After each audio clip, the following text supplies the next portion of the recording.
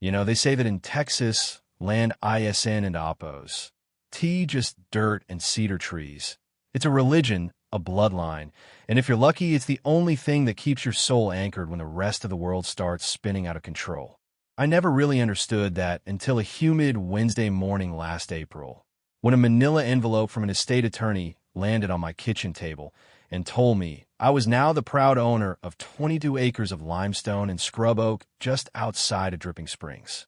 It had belonged to my great-uncle Silas, a man who survived 3 tours in Nam and 40 years of solitude, only to be taken down by a stroke while he was out checking his perimeter fences.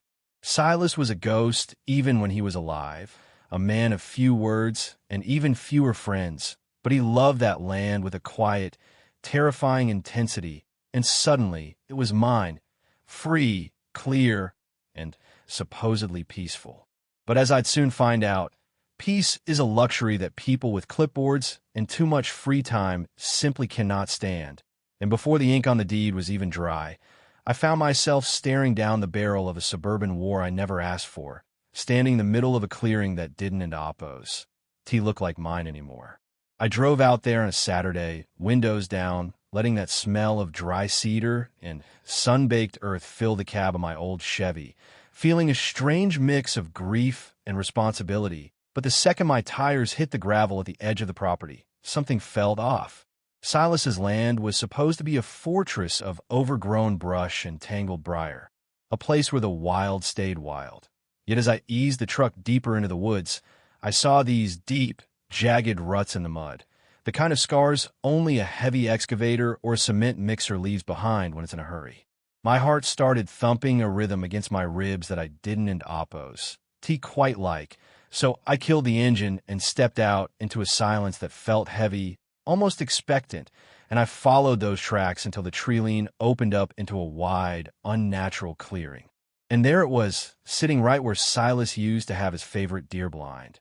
A massive, sprawling stone pavilion with cedar beams, a built-in outdoor kitchen, and a polished concrete floor that looked expensive enough to house a small gala.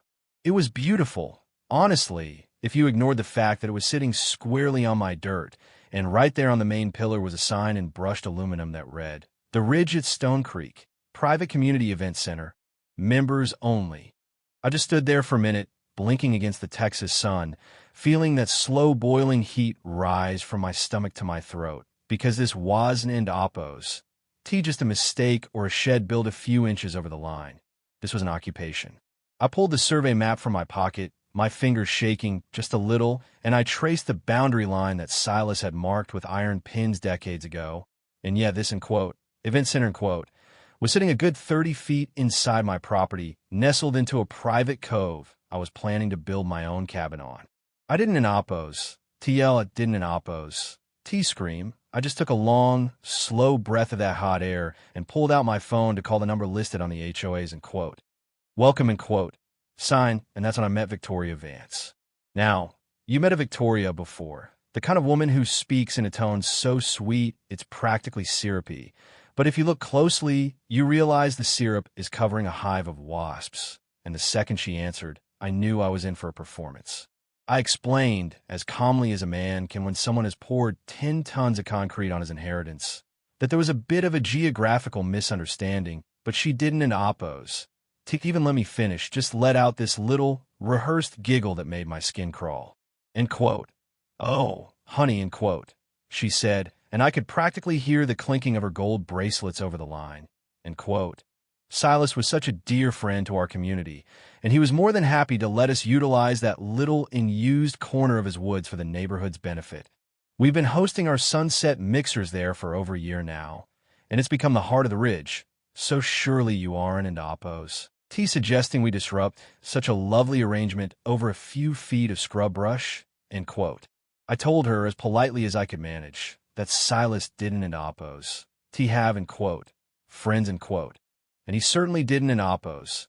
T give away land for, end quote, mixers, end quote, and that since I now held the deed, the arrangement was officially over, but the line went cold before I could even suggest a timeline for removal.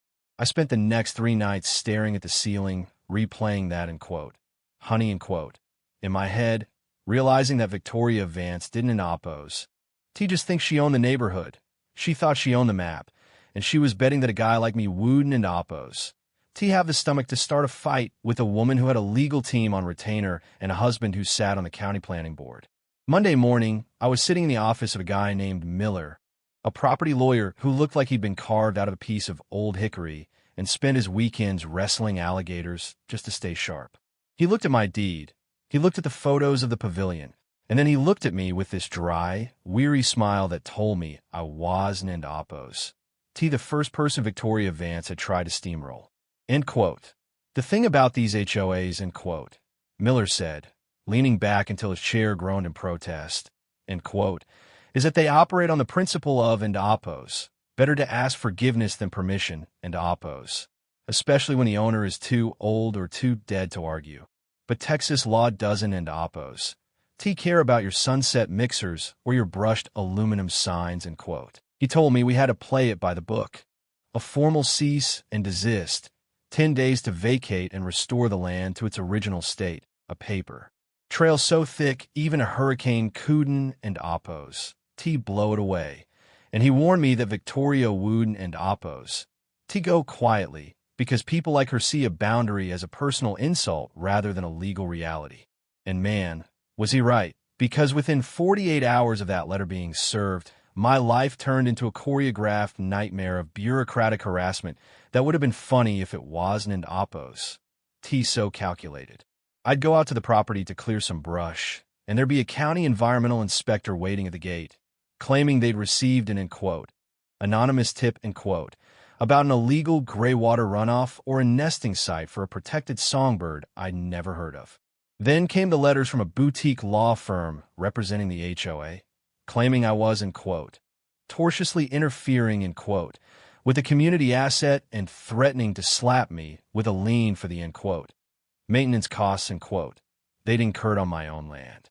It was a war of attrition, an attempt to bury me in paperwork and legal fees until I just gave up and signed over an easement for the sake of my own sanity. But what Victoria didn't and oppose, T know, what she couldn't and oppose, T have understood, was that Silas left me more than just land. He left me a stubborn streak that runs deeper than the Edwards Aquifer. The turning point came on a rainy Tuesday when a kid in a tech support polo shirt knocked on my door and handed me a thumb drive. Looking like he was ready to bolt the second I took it from his hand. He didn't oppose. T say who he was, just muttered something about, end quote, not being able to watch them do it anymore, end quote. And when I plugged that drive into my laptop, the world finally tilted back onto its axis. It was a series of internal HOA emails and, more importantly, screen recordings of the county's digital mapping system being accessed by someone using a login belonging to, you guessed it, Victoria's husband to the planning office. I watched in real time on a recorded video as a cursor dragged my property line 25 feet to the west, a digital sleight of hand that turned my cove in a HOA common ground with a few clicks of a mouse. And then I saw the email from Victoria to her board of directors that read, end quote, the nephew is a nobody.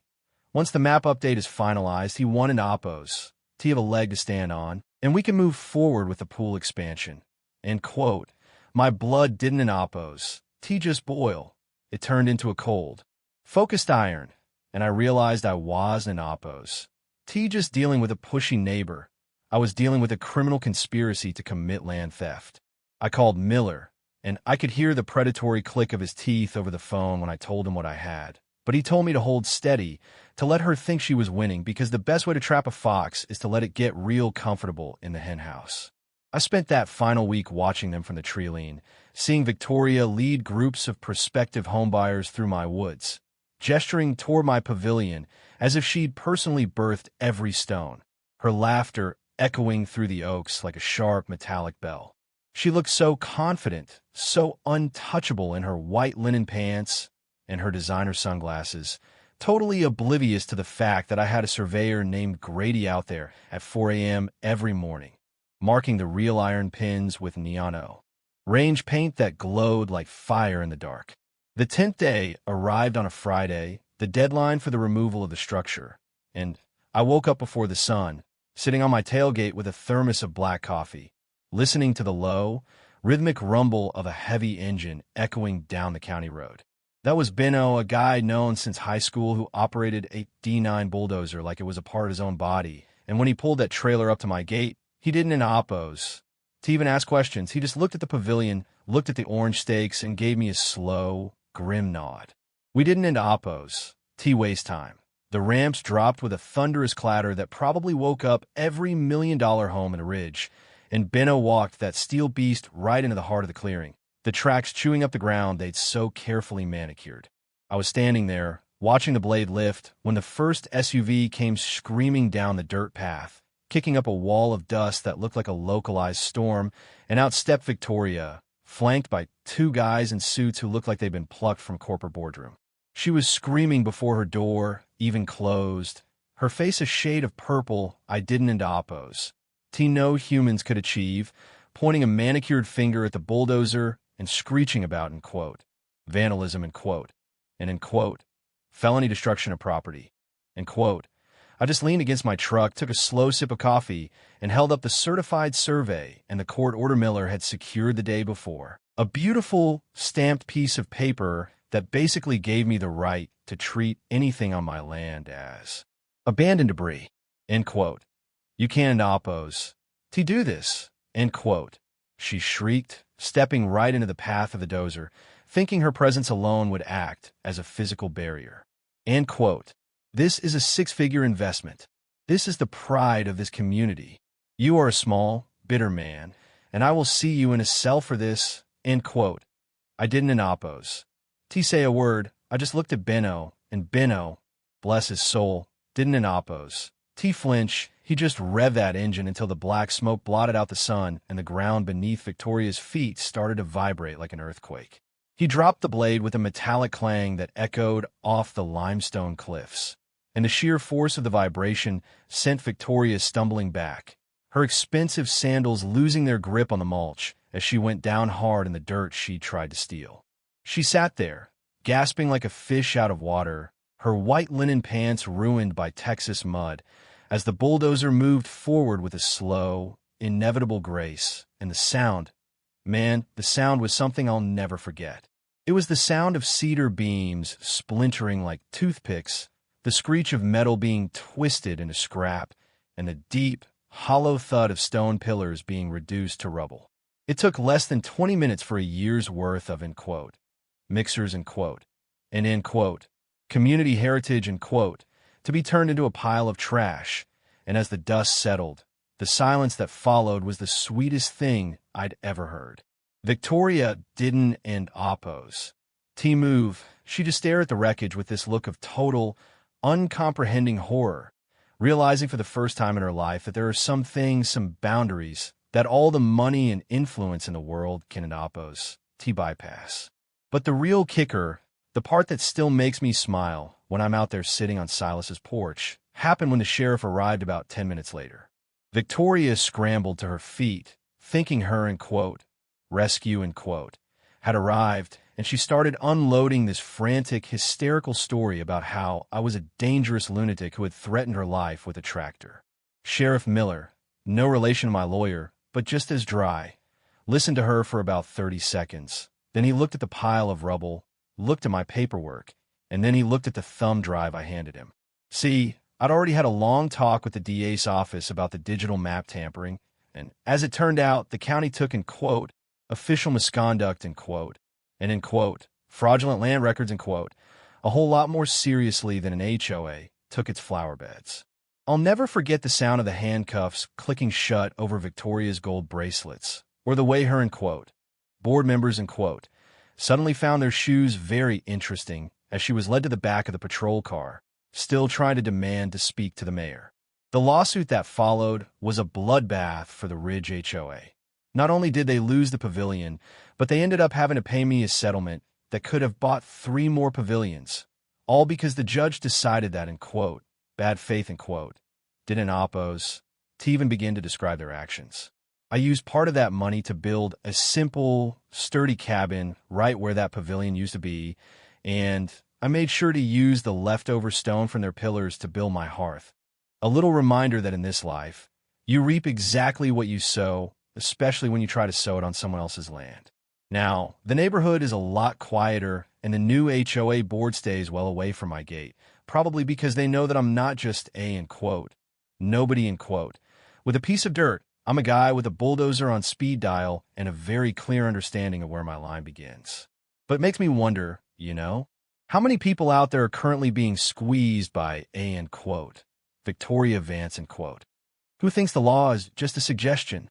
How many of you have had pavilion built on your dreams because you were too tired to fight back? I want to know, was I wrong to take the dozer to it? Should I have let them keep their sunset mixers if they paid me rent? Or is there a point where you just have to burn the bridge to save the river?